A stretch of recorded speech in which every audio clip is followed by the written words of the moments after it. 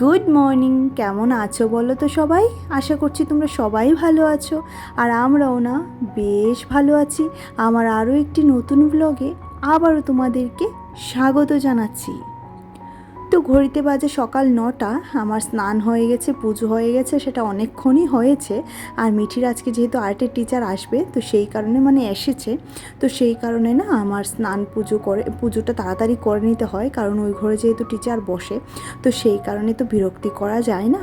আর এদিকে দেখো মেয়েটা সেরেছে, আর্ট করে নিয়েছে, ও টিচারও চলে গেছে। আর এদিকে আমার সাথে একটু এসে ঢং করছে। আর এদিকে দেখো তোমাদের কি দেখাচ্ছে আমি জানি না। তো বলছিলাম বল আঙ্কেল আন্টিদের গুড মর্নিং, তো সে নাকি বলবে না। আর বাচ্চারা ভীষণ মুডি হয় তো। আর এদিকে দেখো পুজো দেওয়ার পর আজকে গোপোষণার সাথে তোমাদের দেখা করায়নি, এই যে গোপোষণা বসে আছে। আর মিঠি আজকে কি আর্ট করেছে চলো তোমাদের সাথে একটুখানি শেয়ার করা যাক। আর এই হচ্ছে বিছানার অবস্থা আমার। আর এদিকে দেখো সে আজকে এটা এঁকেছে, তার আঙ্কেল একটু ড্র করে দিয়েছে, সেও একটুখানি করেছে, দুজনে মিলেমিশেই করেছে। আর বেশ সুন্দর হয়েছে কিন্তু দেখতে, তাই না? আর মেয়ে কিন্তু বরাবরই আমার আর্ট করতে ভীষণ ভালোবাসে। তো দিওয়ালি এঁকেছে নাকি আমি বুঝতে পারছি না হাতে ওটা কি। তো এদিকে দেখো এসে বললাম রান্নাঘরে একটুখানি টিফিন বানাতে। আর আজকে নুডলস বানাবো, আর এটা কোরিয়ান নুডলস। আমি জীবনে ফার্স্ট টাইম ট্রাই করছি, জানি না কেমন হবে, এখনও পর্যন্ত জানি না কেমন হবে। তবে দেখে তো মনে হচ্ছে মারাত্মক ঝাল হবে, আর একটা লঙ্কা লঙ্কা গন্ধ বেরোচ্ছে তো। আর নুডলসটা একটুখানি ঝাল ঝাল হলে ভালো হয়। তবে যে যতই বলো না কেন, আমাদের ওই 2 মিনিট ম্যাগির মতো কিন্তু কোনো নুডলসই না, তাই না? আর এদিকে 3জনের জন্য বেড়ে নিলাম, আমার জন্য, বোনের জন্য আর মিঠিমার জন্য। আর এদিকে দেখো মিঠি খাচ্ছে, ওর প্রচণ্ড ঝাল লেগেছে, খেতে তো পারেইনি, আমাকেই পুরোটা দিয়ে দিয়েছিল। আর বোনও বলছিল বেশ ভালো লেগেছে, আর আমারও কিন্তু বেশ ভালো লাগছিল। তো নুডলসটা খাওয়ার পর, এটা হচ্ছে অনেকটা পরেও চায়ের তেষ্টা পেয়েছে, তো চা নিয়ে একটু বসে পড়লাম। তারপর চা টা খেয়ে চায়ের বাসন টাসন ধুয়ে এদিকে চলে এলাম ঝিঙেটা কাটার জন্য। আর আজকে ঝিঙে দিয়ে মাছের ঝোল করব। আর ঝিঙেগুলো না একদম নরম হচ্ছে না, কেন জানি এত শক্ত শক্ত লাগছে ঝিঙেগুলা। তো আজকে একদম কুচি কুচি করে ঝিঙেগুলা দেবো, তো দেখি কীরকম লাগে খেতে। আর বাজার থেকে ও আজকে 2 রকমের মাছ এনেছিল চিংড়ি মাছ, আর ছিল ওই যে তোমার রুই মাছের, ছোট ছোট রুই মাছের পোনাগুলো হয় না, তো সেইগুলো এনেছে। আর রুই মাছের পোনা দিয়েই ভাবছি এই যে ঝিঙেটা রান্না করব। তো চলো দেখতে থাকো। আর ওইদিকে কিন্তু আমি বিছানা পাট এখনও গুছোতে পারিনি। ওই মিঠির যে টিচার গেছে না, তারপর বিছানাটা ঝাড়া ঝাড়া করা আর হয়নি, তো এটা পরে করব ভাবছি। আর এই যে 4খানা মাছ এনেছে, আর যে ছোটো ছোটো চিংড়িগুলো এনেছে, এবার এইগুলাকে বাছতে হবে। আর কাজের মাঝখানে বসে বসেই কিন্তু চিংড়ি মাছগুলো বেছে নেব। যথারীতি এদিকে ভাত বসিয়ে দিয়েছি, আর আজকে আলু চোখা করব, তার জন্য আলুটাকে সেদ্ধ বসিয়েছি। আর এদিকে দেখো চিংড়ি মাছটাও বেছে নিচ্ছি, একটু তাড়াহুড়োই আছে আজকে, কারণ এই মাছগুলো বাছতে তো অনেকটাই সময় লাগে, তো সেই কারণে। আর হ্যাঁ, আগে দেখিনি, ও বলেছিল যে চিংড়ি মাছ এনেছে, কিন্তু আগে যদি দেখতাম তাহলে চা খেয়ে ওই সময়টা একটু নষ্ট করতাম না। ওই মনে করো না 10 মিনিট ভিডিওটা ওই আপলোডে বসিয়েছিলাম, ওই ততটুকুই যা সময়, এটুকুর সময়ই আমার ভীষণ দেরি হয়ে গেছে। আর সকালে একটুখানি শুলে বসেই দেখবে একটু কিন্তু দেরি হয়ে যায়, তাই না? আর সমস্ত মাছ আবার বাছার পর দেখো এদিকে চিংড়ি মাছের মাথাগুলো রেখে দিয়েছি। তোমরা তো জানো এইগুলো কিন্তু আমি ফেলবো না, এইগুলো হয় ভর্তা নয় বড়া, কিছু তো একটা বানিয়ে খাবোই। আর যথারীতি মাছগুলো ফ্রিজে চালান করে দিলাম। আজকে তো এই মাছগুলো লাগবে না, কালকে দেখছি পটলের কোনো একটা রেসিপি করবো, এটা দিয়ে ইচ্ছে আছে, এখন দেখি। আর আজকে কিন্তু হাজব্যান্ড বাড়িতে নেই, সে আমাদের ওই বাড়িতে গেছে, তো তার জন্য রান্নার তোড়জোড়টা একটুখানি কমই বলতে পারো। আর সে থাকলেও অতটা রান্নার তোড়জোড় হয় না, একখানা তরকারি ভালো করে দিলে সে খেয়ে নেয়। আর এদিকে দেখো তেলে দিয়ে দিলাম পেঁয়াজ, সাথে একটুখানি লবণ হলুদ দিয়ে দিলাম, আর দিয়ে দেবো ঝিঙের মধ্যেই দিয়েছি পেঁয়াজ বাটা আর লঙ্কা বাটা, আর লবণ টবণ তো সবই দেওয়া হয়ে গেছে। আর এদিকে ঝিঙেটা ভালো করে একটুখানি ভাজা ভাজা করে নেব। আর ঝিঙেটার মধ্যে না আজকে ঢাকা চাপা দেবো না, ঢাকা চাপা দিলেই দেখছি ঝিঙেটার কালারটা চেঞ্জ হয়ে যাচ্ছে, একটু গ্রিন গ্রিন কালার থাকলে বেশ ভালো লাগে কিন্তু দেখতে, তাই না? আর এদিকে কিছুটা কাঁচা লঙ্কাও দিয়ে দিলাম, জানি একদমই ঝাল হবে না, তাই কাঁচা লঙ্কাটা দিয়ে দিলাম আমার জন্য।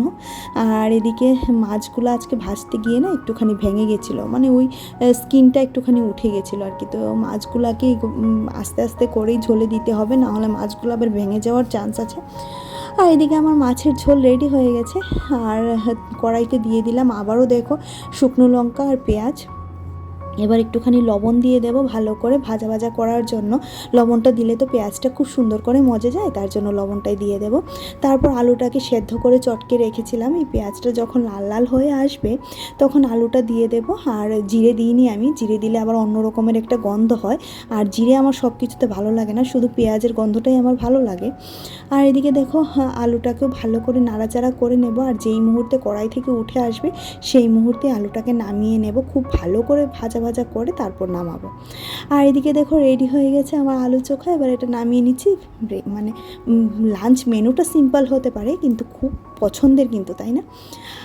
আর এদিকে সমস্ত রান্নাবান্না করার পর ওইদিকে গ্যাসটা ঠান্ডা হতে হতে আমি এসেছি আমার জামা কাপড়গুলো তুলতে। বোন বেশ কিছু জামা কাপড় তুলে নিয়ে গেছে। ওই যেগুলো গতকালকে ধুয়ে দিয়েছিলাম সেগুলো তো সবগুলো শুকাতে পারিনি, তো সেইগুলো কিছুটা রয়ে গেছিলো, তো বোন নিয়ে ঘরে রেখেছে।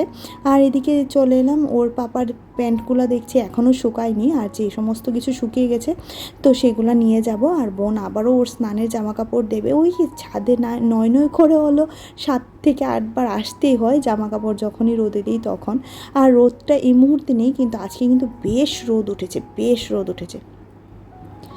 আর এবার ঘরে গিয়ে দেখো বিছানার কাপড়টা চেঞ্জ করে নেব, মানে বিছানার বেডশিটটা চেঞ্জ করে নেব।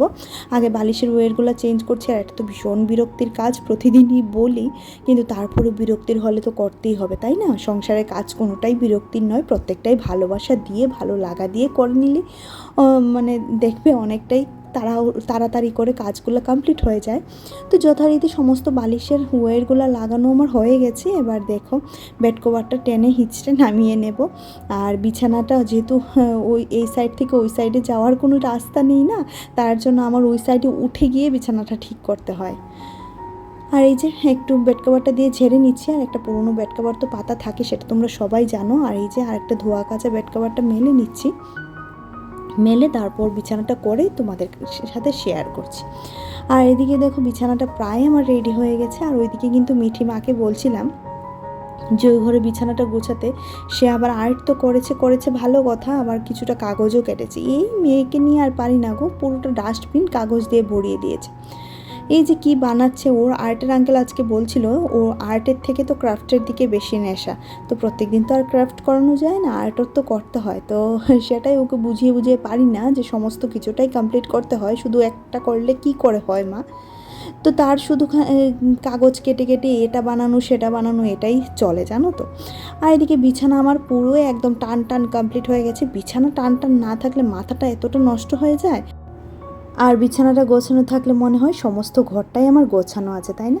এদিকে মিঠির পাপার গামছাগুলো, আর এটা আমার টাওয়েল ছিল, আর ওই গামছাটাকে ভালো করে ভাঁজ করে জায়গা মতো রেখে দেবো। আর এখানে দেখছি বেশ কিছুটা খালি বোতলও আছে, সেটাকে রান্নাঘরে নিয়ে যাব, নিয়ে বোতলও কিছুটা ভরতে হবে আজকে। এই একটা কাজ জানো তো, এই জল ভরা বোতল ভরা, সেটাও কিন্তু একটা কঠিন কাজই, তাই না?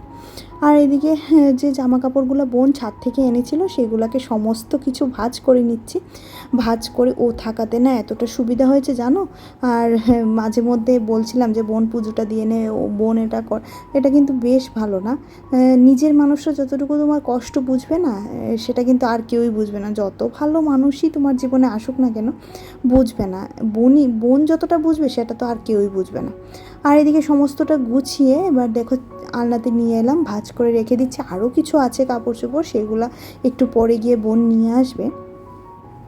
আর এদিকে দেখো তোমার জানালাটাও লাগিয়ে নিচ্ছি, পেছন দিকের জানালাটা, কারণ এখনকার দিনটা তো আর বলা যায় না কখন আবার বৃষ্টি চলে আসে, তাহলে আবার সমস্ত কিছু আমার ভিজবে। আর এদিকে এই বিছানাটাতে চলে এলাম, দেখো কি পরিমাণে মিঠি কাগজ কেটে রেখেছে। এই মেয়ের কথা বলে আর লাভ নেই গো, কি বলবো। আর এদিকে দেখো এই বিছানাটাও একটু টান করে নিচ্ছি। বোন কিন্তু সকালে ঘুম থেকে উঠে খুব সুন্দর করে বিছানাটা তুলে নেয় জানো, কিন্তু ওই যে আমার মেয়ে সারাক্ষণ কাগজ কাটবে, সারাক্ষণ এই বিছানাটাতে শুয়ে থাকবে, তো সেই কারণে না এই বিছানাটা না হলেও আমার 3 থেকে 4 বার করে গোছাতে হয়, সারা ঘরটাই আমার 3 থেকে 4 বার করে গোছাতে হয়। আর দেখতেই তো পাচ্ছ ওই ঘরে কী পরিমাণে কাপড় চোপড় পড়েছে, যেগুলিকে কালকে আমার ধুয়ে ফেলতে হবে। আর অন্যান্য দিন কি করি বলো তো, রোববারই কাপড় চোপড়গুলো ধুয়ে দিই, বাট আজকে আর ধুয়ে দিইনি, ভাবছি কালকে ধুয়ে দেবো। আজকে যদি রাত্রে ভিজিয়ে রাখি তাহলে কালকে ধুয়ে দেবো, নাহলে সকালে ভিজিয়ে রাখবো, একটু পরে ধুয়ে দেবো। আর কি বলো তো, এখনকার দিনটাকে না বিশ্বাস করা যায় না ঠিক কখন যে বৃষ্টি চলে আসবে, তাই দিন না দেখে না কাপড় ভিজাতেও ভয় করছে। আর এদিকে আমার ঘরটাও ঝাড়ু দেওয়া হয়ে গেছে, ঘরটা ঝাড়ু দিয়ে এবার ওই ঘরটাও ঝাড়ু দিয়ে নেব, তাহলে আজকের জন্য আমার এই সংসারের বলতে গেলে এদিকের কাজকর্ম শেষ।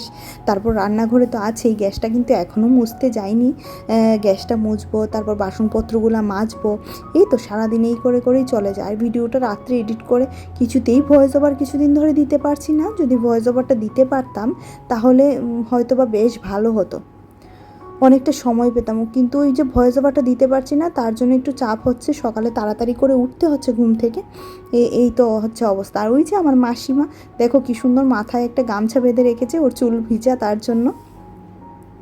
আর এদিকে চলে এলাম রান্নাঘরে, গ্যাসটা মুছে নিচ্ছি, যথারীতি অনেক বাসন পড়েছে, ওই রান্নার পর যতটুকু যা পড়ে আর কি, রান্না করতে করতেই তো কিছুটা মাজা হয়ে যায়, আর যে কিছুটা থাকে সেই কিছুটাই মেজে এবার তুলে নিচ্ছি, তারপর খাওয়া দাওয়া করবো, এই তো আর কি, সারাদিনে এটাই তো কাজ, খাওয়া দাওয়া করো আর বাসনপত্র মাজো, তাই না? এছাড়া তো আর কোনো কাজই নেই আমাদের।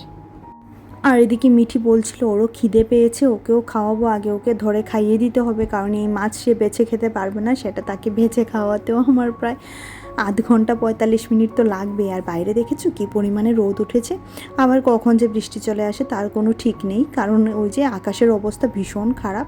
আর এদিকে রান্নাঘরটা মুছে নিচ্ছি, রান্নাঘরটা মুছে তারপর খাওয়া দাওয়াটা করব। এই খাওয়া দাওয়ার পর ঘর মোছাটা সেটা আর হয় না গো, মানে ওই সেটা পারি না, খাওয়া দাওয়ার পর মনে হয় একটু ঝাড়া হাত পা হয়ে গিয়ে শুতে পারলে বাঁচি। তো সেই কারণে রান্নাঘরটা ভালো করে মুছে নিচ্ছি, যেটা সকালে মোছা হয়নি, তো প্রত্যেকটা কাজ না আর সকালে ধরে ধরে করতে পারি না গো। আর এদিকে দেখো আমাদের লাঞ্চ মেনু, বললাম না সিম্পল মেনু হতে পারে কিন্তু অসাধারণ। আর এই হচ্ছে সন্ধেবেলা, আজকে একটু দুধ চা খাবো, তো এটা দুধ চাটা নিয়ে আর মিঠির জন্য একটুখানি হরলিক্স গুলে দিয়েছি দুধের মধ্যে, তো সেটাই ওকে খাইয়ে দেব। তারপর দেখো নিয়ে চলে আসলাম ইস্ত্রি করার জন্য, কারণ কালকে মেয়ের স্কুল আছে, কালকে সোমবার, তো সেই কারণে না ওর ড্রেসগুলো ইস্ত্রি না করে দিলে হবে না, তার বাবারও একটা শার্ট আছে। তো চলো এই নিয়েই আজকের ভিডিওটা রাখছি তাহলে, যদি ভালো লাগে অবশ্যই একটা লাইক করে দিও, কমেন্ট করে জানিও কি ভালো লেগেছে, আর পাশে থেকো, অবশ্যই আমার পাশে থেকো, পারলে চ্যানেলটা সাবস্ক্রাইব করে দিও, আর পাশে থাকা বেল আইকনটাও ক্লিক করে দিও, যাতে করে আমি যখনই ভিডিও আপলোড করি নোটিফিকেশানটা তোমরা পেয়ে যাও। আর যারা যারা কাজটি করে রেখেছো তাদেরকে অসংখ্য অসংখ্য ধন্যবাদ।